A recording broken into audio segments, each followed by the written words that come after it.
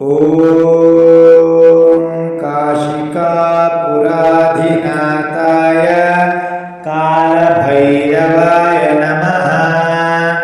ಆಯುಷ್ಯ ವೃದ್ಧಿ, ಅಕಾಲಿಕ ಮರಣದ ಭಯವನ್ನು ಹೋಗಲಾಡಿಸಲು ಈ ಅದ್ಭುತವಾದ ಕತೆ ಮತ್ತು ಮಂತ್ರಗಳನ್ನು ಪೂರ್ತಿಯಾಗಿ ಕೇಳಿ.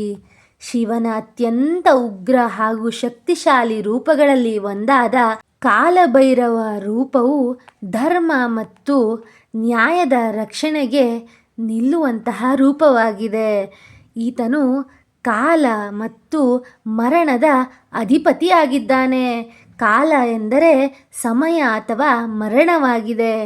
ಭೈರವ ಅಂದರೆ ಉಗ್ರರೂಪ ಅಥವಾ ಭಯಂಕರ ಅಂತ ಆಗಿದೆ. ಸಮಯವನ್ನೇ ನಿಯಂತ್ರಿಸುವ ಶಿವನ ರೂಪವನ್ನು ಕಾಲಭೈರವ ರೂಪ ಅಂತ ಕರೀತಾರೆ. ದುಷ್ಟಶಕ್ತಿಗಳ ಸಂಹಾರಕ, ಶರಣಾದವರಿಗೆ ರಕ್ಷಕನಾಗಿದ್ದಾನೆ.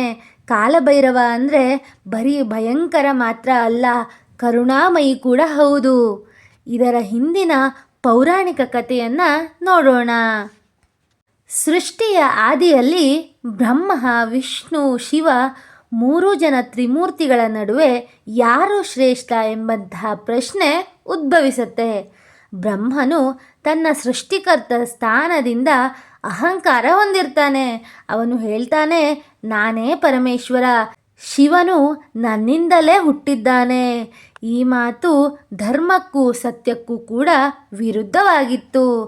ಬ್ರಹ್ಮನ ಅಹಂಕಾರವು ಲೋಕವನ್ನೇ ಅಸ್ಥಿರಗೊಳಿಸುತ್ತೆ. ಅದನ್ನು ತಡೆಯಲು ಶಿವನು ತನ್ನ ಭ್ರೂಕುಟಿಯಿಂದ ಒಂದು ಭಯಂಕರ ಉಗ್ರ ರೂಪವನ್ನು ಸೃಷ್ಟಿಸ್ತಾನೆ. ಭ್ರೂಕುಟಿ ಎಂದರೆ ನೆತ್ತಿಯ ಮಧ್ಯಭಾಗ. ಅಂದರೆ ಕೋಪ, ತೀವ್ರ ಚಿಂತನೆ ಅಥವಾ ಧ್ಯಾನ ಸಮಯದಲ್ಲಿ ಭ್ರೂಗಳನ್ನು ಕುಗ್ಗಿಸುವಂತಹ ಜಾಗವನ್ನು ಭ್ರೂಕುಟಿ ಅಂತಾರೆ. ಇಲ್ಲಿಂದ ಕಾಲಭೈರವನ ಸೃಷ್ಟಿಯಾಗತ್ತೆ. ಕಾಲಭೈರವನು ಕಪ್ಪು ವರ್ಣವನ್ನು ಹೊಂದಿರ್ತಾನೆ. ಉರಿಯುವಂತಹ ಕಣ್ಣುಗಳು ಅವನಿಗಿರುತ್ತೆ. ಕೈಯಲ್ಲಿ ಖಡ್ಗವನ್ನು ಹಿಡಿದಿರ್ತಾನೆ. ಸುತ್ತಲೂ ಮರಣದ ಭಯವನ್ನು ವ್ಯಾಪಿಸ್ತಿರ್ತಾನೆ. ಈ ಥರವಾದಂತಹ ಉಗ್ರ ರೂಪದ ಸೃಷ್ಟಿಯಾಗತ್ತೆ. ಬ್ರಹ್ಮನಿಗೆ 5 ತಲೆಗಳಿರ್ತವೆ. 5ನೇ ತಲೆ ಅತ್ಯಂತ ಅಹಂಕಾರದ ಸಂಕೇತವಾಗಿರುತ್ತೆ. ಕಾಲಭೈರವನು ಖಡ್ಗದಿಂದ ಈ 5ನೇ ತಲೆಯನ್ನು ಕಡಿದು ಬ್ರಹ್ಮ ಹತ್ಯಾ ದೋಷಕ್ಕೆ ಕಾರಣವಾಗುತ್ತೆ. ಹಾಗೂ ಬ್ರಹ್ಮನ ಕಪೋಲವು ಕೈಯಲ್ಲಿ ಅಂಟಿಕೊಳ್ಳುತ್ತೆ. ಬ್ರಹ್ಮಹತ್ಯಾ ದೋಷ ಅಂದರೆ ಸಣ್ಣ ಸಾಮಾನ್ಯ ದೋಷವಲ್ಲ, ಅದು ಬ್ರಾಹ್ಮಣ ಹತ್ಯೆಯ ಪಾಪವಾಗಿರುತ್ತೆ.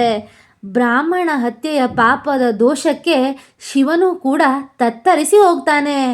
ತದನಂತರ ಶಿವನಿಗೆ ಪ್ರಾಯಶ್ಚಿತ ಯಾತ್ರೆ ಶುರುವಾಗುತ್ತೆ.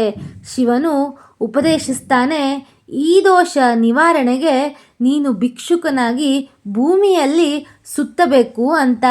ಅದಕ್ಕೆ ಕಾಲಭೈರವನು ಹೇಳ್ತಾನೆ, ಕಪೋಲವನ್ನು ಪಾತ್ರೆಯಾಗಿ ಹಿಡಿದು ಊರು ಊರು ನಾನು ಅಲೆಯುತ್ತೇನೆ, ಭಿಕ್ಷೆಯನ್ನು ಬೇಡ್ತೇನೆ ಅಂತ.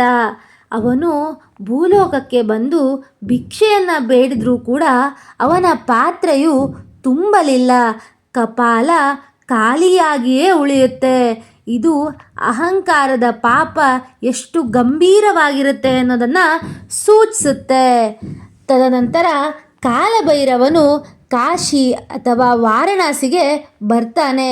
ಶಿವನು ವಿಶ್ವನಾಥನಾಗಿ ಕಾಶಿಯಲ್ಲಿ ನೆಲೆ ನಿಂತಿರ್ತಾನೆ. ಕಪಾಲವು ಸ್ವತಃ ನೆಲಕ್ಕೆ ಬೀಳುತ್ತೆ. ಬ್ರಹ್ಮಹತ್ಯಾ ದೋಷವು ನಿವಾರಣೆ ಆಗುತ್ತೆ. ಇದೇ ಕಾರಣಕ್ಕೆ ಕಾಶಿಯ ರಕ್ಷಕನಾಗಿ ಕಾಲಭೈರವನು ನಿಂತ್ಕೊಳ್ತಾನೆ. ಇಂದಿಗೂ ಕೂಡ ಕಾಲಭೈರವನ ಅನುಮತಿ ಇಲ್ಲದೆ ಕಾಶಿಯಲ್ಲಿ ಏನೂ ನಡೆಯೋದಿಲ್ಲ.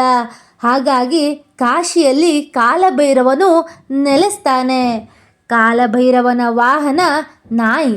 ಇದರ ಅರ್ಥ ಏನಂದರೆ ಸದಾ ಎಚ್ಚರವಾಗಿರ್ತಾನೆ, ಧರ್ಮದ ಕಾವಲಿಗೆ ನಿಷ್ಠೆಯ ಜೊತೆಯಲ್ಲಿ ನಿಂತಿರ್ತಾನೆ ಅಂತ. ಶಾಸ್ತ್ರಗಳಲ್ಲಿ ನಾಯಿಗೆ ಅನ್ನವನ್ನು ಕೊಡುವುದು ಕಾಲಭೈರವನಿಗೆ ಪೂಜೆಯನ್ನು ಕೊಟ್ಟಂತೆ ಅಂತ ಹೇಳಲಾಗುತ್ತೆ.